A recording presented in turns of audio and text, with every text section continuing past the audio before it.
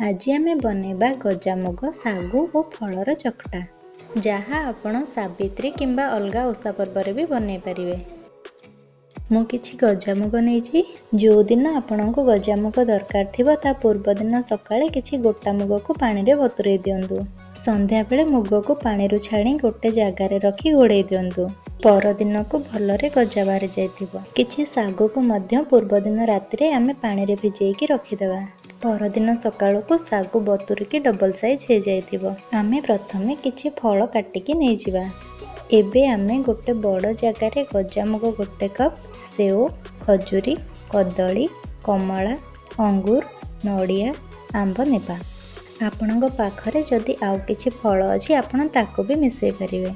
सेथिरे गोटे कप सागु, आधा कप क्षीर, आधा चामच गुड़ पकेबा और मिक्स कर नेबा।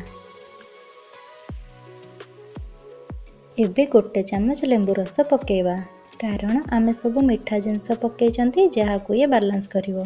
एबे मो हाथ रे भलो कि मिक्स करि नउची, आपण स्पून रे भी करि परिबे। रेडी हे गला हमर गजामुग सागु और फलर चकटा।